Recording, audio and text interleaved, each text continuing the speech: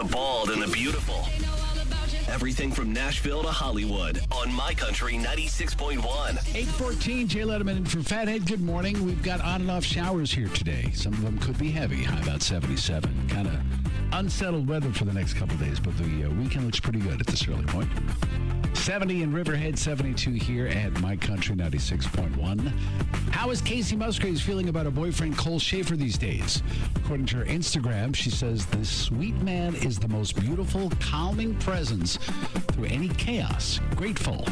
All right, good for you, Miss Casey. Bad news that someone jacked a trailer full of Adam Doliak's musical equipment last week in Nashville. About $100,000 worth. Good news, all recovered on Tuesday. Super good news for Mark Chestnut. He has recovered from back surgery and COVID-19. He says, I had a great checkup. Based on my recovery, I can get back on the road at the end of September. Are you ready for the holidays? Because they are ready for you. Steve Wariner has a brand new holiday album coming out. It'll feature several Christmas classics, plus 6 original holiday songs. It's called Feels Like Christmas Time, and that will drop on October 15th. Kelly Clarkson beating Steve Wariner with a new Christmas single that's coming out next week. What else is going on? Oh, Rolling Stone updated their 500 greatest songs of all time list for the first time in 17 years. Here's your top 3. Sam Cooke, A Change Is Gonna Come, Fight the Power by Public Enemy. And the Queen of Soul, Aretha Franklin, R-E-S-P-E-C-T, makes this list at number 1. And I took a look at the list here, try to find some country tunes we could talk about. Looks like Dolly Parton at number 63 is the first country tune to make that list.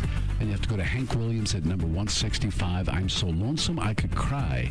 And Bobby Gentry at number 191, her Ode to Billy Joe. After that, I just kind of stopped looking. Reba McEntire touring a 100-year-old building in Oklahoma on Tuesday when a staircase collapsed. Luckily, no one was on it. One minor injury, Reba and several others were evacuated through a second-story window.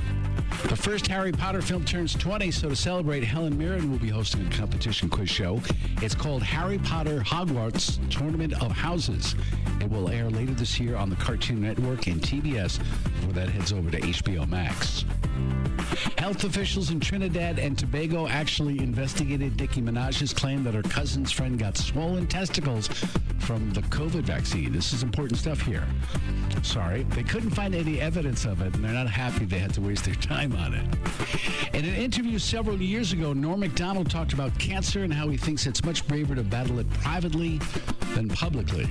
He also said, quote, if I had a specific ailment, and possibly I do, you don't know, I wouldn't talk about it.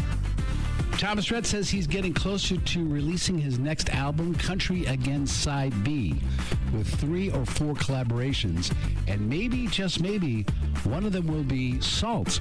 That's the song he co-wrote with Eric Church. I don't know, man. Me and Eric have been talking a lot. I actually texted him yesterday about that, just kind of going back and revisiting that song, and he was down, so...